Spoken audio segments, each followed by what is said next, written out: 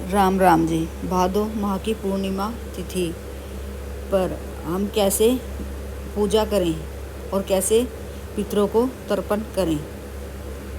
चंद्र माह की पूजा 7 सितंबर रविवार को कैसे करें और चंद्र ग्रहण कब से कब तक रहेगा। चंद्र ग्रहण प्रारंभ हो रहा है 9:58 पर से और सूतक शुरू हो रहा है 12:57 से 7 सितंबर से। ग्रहण समाप्त होगा देर रात 1:26 पर 28 सितंबर को। चंद्रमा को अर्घ्य कब देना चाहिए। वैसे तो चंद्रमा को ग्रहण में भी हम अर्घ्य दे सकते हैं, उनके मंत्रों का जाप हम कर सकते हैं, पर हमें दीपक प्रज्वलित नहीं करना चाहिए। इस बात का ध्यान अवश्य रखें। और पूर्ण पूजा करनी है तो चंद्र ग्रहण समाप्त होने के पश्चात अपने घर की सफाई करें, स्नान करें। स्नान के जल में थोड़ा सेंधा नमक डालकर स्नान करके फिर सूतक काल भी समाप्त हो जाएगा उसके बाद, और पूजा अर्चना करें। चंद्रमा को अर्घ्य दे जल अर्पित कर सकते हैं हम। ग्रहण के दौरान सूतक काल में अर्घ्य देना है तो बिना दीपक के दे, और जो वैसे देना है तो ग्रहण खत्म समाप्त होने के बाद ही देना चाहिए।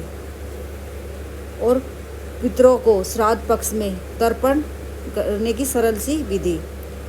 पितृपक्ष में हम सुबह सवेरे उठें, रोज दक्षिणी दिशा की तरफ मुंह करके पितरों को रोज जल दें।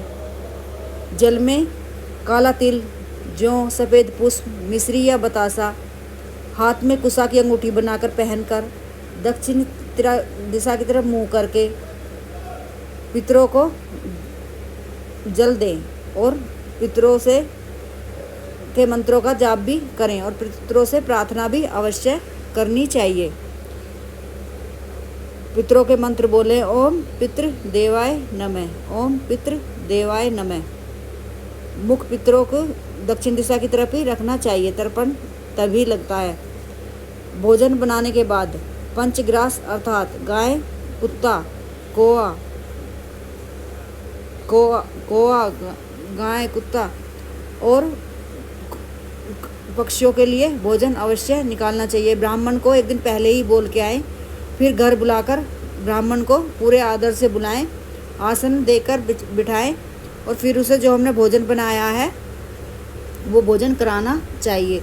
और न ऋतु फल का भी भोग दे खाने के लिए, और जो अपने खीर, पूरी, सब्जी बनाई है जो आपके पितरों को पसंद हो वो सभी कुछ भोजन में पितरों को ब्राह्मण को कराना चाहिए। और दक्षिणा के साथ ब्राह्मण को विदा करें और उनके चरण भी स्पर्श करने चाहिए। ब्राह्मण का मुख दक्षिण दिशा की तरफ होना चाहिए। पितृ पक्ष में तर्पण, ब्राह्मण भोज व दान करने से पितृ ऋण से हमें मुक्ति मिलती है। इन बातों का ध्यान हमें अवश्य रखना चाहिए। पितृपक्ष में हमें गौ के लिए मीठे चावल अवश्य डेली बनाकर डालने चाहिए। इन बातों को ध्यान में रखकर को जैसे शाम में कुत्तों के लिए दूध, ब्रेड निकाले, गो ग्रास रोज निकालना चाहिए।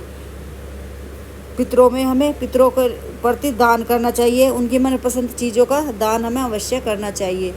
घर में साफ सफाई का और दिन से ज़्यादा ही हमें ध्यान रखना चाहिए और दान भी हमें अवश्य करना चाहिए। और पितरों की कथा भी हमें सुननी चाहिए बैठकर। एक कथा के अनुसार कर्ण की मृत्यु हो जाने के बाद जब उनकी आत्मा स्वर्ग पहुंचती है तो उन्हें भोजन की जगह सोना और गहने दिए जाते हैं। कर्ण की आत्मा कुछ समझ नहीं पाती। वह जो भोजन तलाश रहे थे, उन्होंने देवता इंद्र से पूछा कि उन्हें भोजन की जगह सोना क्यों दिया गया। तब इंद्र ने कर्ण को बताया कि उसने अपने जीवित रहते हुए पूरा जीवन सोना दान किया, लेकिन अपने पूर्वजों को कभी भी खाना दान नहीं किया, ऋतुफल दान नहीं किए, वस्त्र दान नहीं किया और घर का बना भोजन दान नहीं किया, दक्षिणा के साथ दान नहीं किया था।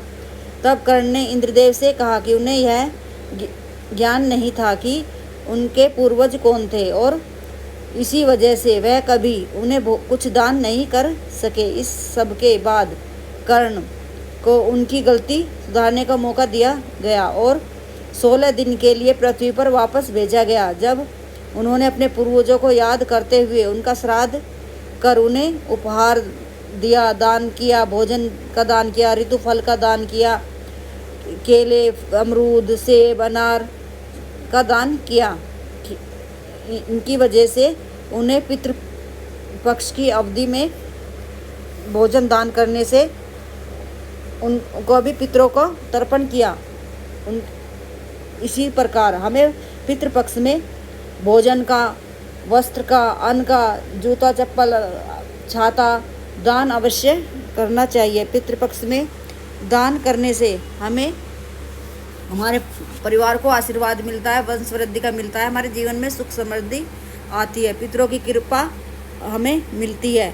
हमें 1 लोटा जल नियम से पूरे पितृपक्ष पीपल वृक्ष में अवश्य अर्पित करना चाहिए। गंगा जल डालकर और कच्चा दूध डालकर, काला तिल और जौ और मिश्री या बतासा डालकर पीपल वृक्ष में जल अर्पित करें और पीपल वृक्ष की परिक्रमा करें और अपने पितरों से क्षमा याचना भी अवश्य करें और एक सिक्का भी अर्पित करके आएं। घी का दीपक प्रज्वलित करने से हमें पितरों का आशीर्वाद मिलता है और वहीं पर बैठकर पितरों के का पितृ स्तोत्र का पाठ करें या पितरों के मंत्रों का जाप करना चाहिए। और शाम में डेली ये नियम बना ले कि हमें पीपल वृक्ष के नीचे एक सरसों के तेल का दीपक अवश्य प्रज्वलित करके आना है। प्रदोष काल में दीपक अवश्य प्रज्वलित करके आएं।